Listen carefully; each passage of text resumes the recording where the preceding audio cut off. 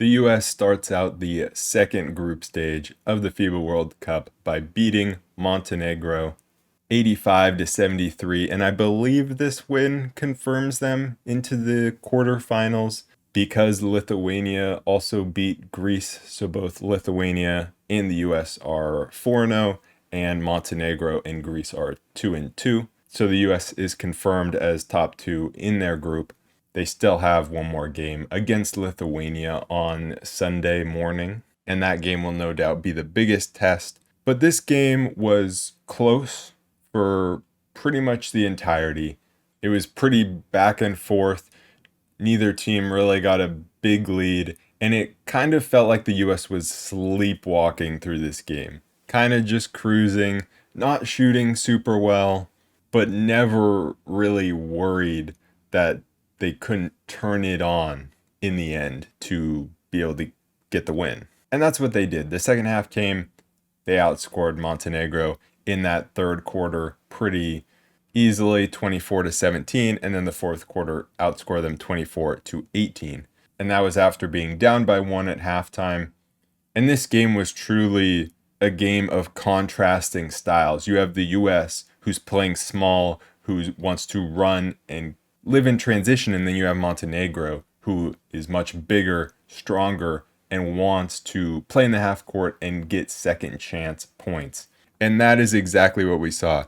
22 second chance points for Montenegro, 3 for the US. 23 fast break points for the US and 17 points off turnovers. And you have 2 fast break points from Montenegro. Montenegro got 23 offensive rebounds to the US's 8. And that's a slightly a worry, even though the US were able to pull away in this game and they were able to dominate in transition. It's still a worry that they're getting out rebounded by that wide of a margin. And some of those offensive rebounds was Montenegro just airballing and then going straight to a Montenegro player. But the philosophy of Montenegro was just send guys to the rim. Vucevic and their other big guys going to the rim, and the ball will bounce their way a lot of times, especially with how strong their big guys were. And so other teams will try to exploit this same thing. Jonas Valanciunas for Lithuania is going to try to do the same thing. Lithuania as a team is going to try to do the same thing. And so that's the one worry that came out of this game. What's not really a worry is how poorly the US shot. Like it felt like the US, especially early on in that first half, were playing terrible. Like they looked totally just discombobulated. Nobody could hit a shot. They were turning the ball over, but they were surviving with really good defense and turning Montenegro over a lot. I mean, nobody could hit a shot. It was like the only guy who could hit an outside shot was Tyrese Halliburton. The US stayed with Josh Hart in the starting lineup, and Josh Hart's a great rebounder, but they're still too small. Like, Josh Hart's a great rebounder, but sometimes you just need a little more size. And so I thought early on they could have gone to like Bobby Portis for Josh Hart early, but they decided to stick with it, and it didn't go great. And we saw Walker Kessler in this game pretty early on, just to add some size, which he did. He blocked a shot, but where he struggled was offensively. When you would catch the ball in the pick and roll, he just didn't know what to do with it.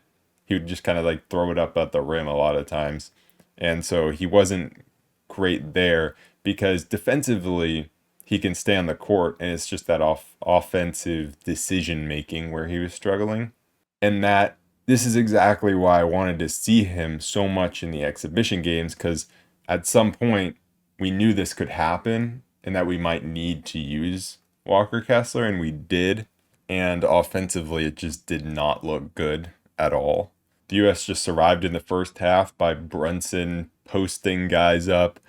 They established Jaren Jackson Jr. early in the post again, which is something that they've done like every game, is just go to Jaren in the post early. And Halliburton did a great job of coming in. And I mean, I think he easily was the best player in this game, at least on the US side, of pushing the pace and that's how the U.S. stayed in the game. But Brandon Ingram, man, coming off the bench, he does not know what to do with himself on the court. He doesn't know where to be. He doesn't know if he should be trying to take his guy one on one or if he should be passing the ball, if he should be screening. Like he just doesn't know what to do out there. And at this point, I mean, like he has had so much time to try to figure it out, and at this point, he's like not giving the team anything. I would, at this point, rather have Cam Johnson out there, who knows his role and is just going to go out there, shoot threes, run in transition, and play defense. I think it's gotten that bad. And it's really disappointing because I thought Ingram was going to have a huge World Cup and it just hasn't happened at all. Again, it was the bench for the U.S. that was just so key. Halliburton, Austin Reeves, Paolo Banchero. Those three are just so good off the bench, especially offensively. Austin Reeves didn't have a great shooting game in this one or offensive game, uh, even passing the ball. Some of his inside passes are super sketchy, but he did have one nice behind the back pass. And then he was just getting to the free throw line, which was huge because the US was struggling to score in other ways. So him getting to the free throw line was big. He was getting offensive rebounds, and then you have Paolo and Halliburton. That duo is so fun. Paolo was catching an oop from Hallie, and then he was going behind the back while driving at a guy, like without dribbling behind the back. So the bench unit is really where all the fun comes from. And when the starting unit is out there, it can be a struggle at times and be a little bit of a more boring game, I would say. With Montenegro taking that 1 point lead into halftime, Ant came out in that third quarter and said, I'm going to try to take over this game. And to some extent, he was successful. He came out, made a few buckets, missed a few, but he also was really good on the defensive end, and the U.S. as a whole was really good forcing turnovers and getting out in transition. I thought Josh Hart was playing great defense in that third quarter in the post, especially. You had Austin Reeves playing great defense in the post. And then finally, it didn't feel like much changed in the third quarter other than just a few more shots started to go down for the US. I feel like this game was it just wasn't the most exciting game because the US wasn't playing well, but they were still like ahead or like just barely behind. And so it always just felt like at some point they were going to flip the switch or just make enough shots to win. And that's exactly what happened.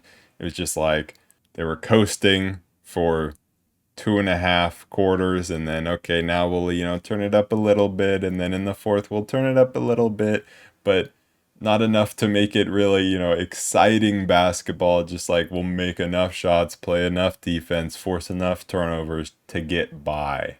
And now if they were playing a better team, it might not have been enough to get by. You need Anthony Edwards to be able to hit his outside shots. You need Austin Reeves to be able to hit his outside shots. You need Mikal Bridges to be able to hit some shots. I feel like this was just not a game that I wanted to be up at, 3 in the morning watching. It was not an exciting game. And I feel like I figured out what a lot of FIBA basketball games are like. They're like college games, except the players are smarter and better with their like fundamentals.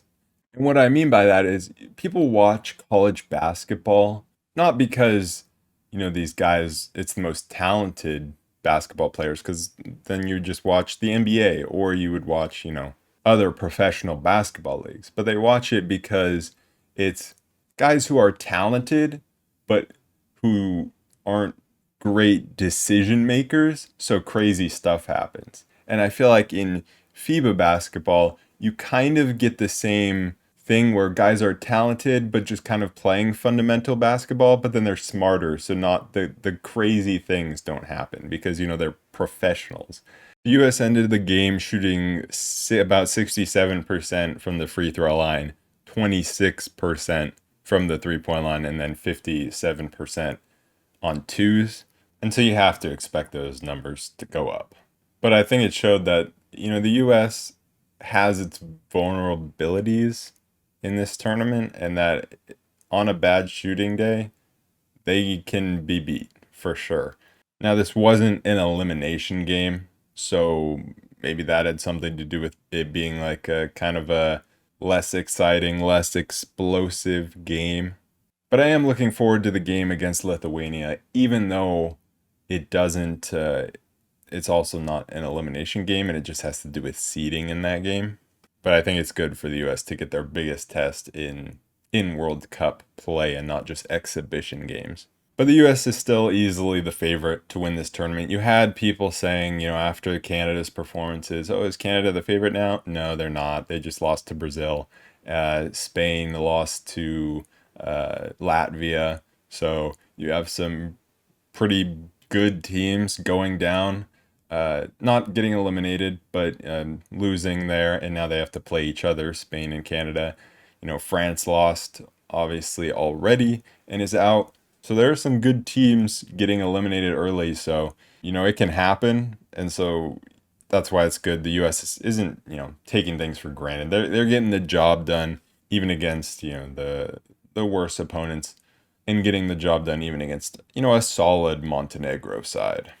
Anyways, that is it for this episode. I will be back on Sunday to recap that game against Lithuania. So I will see you guys then. Peace.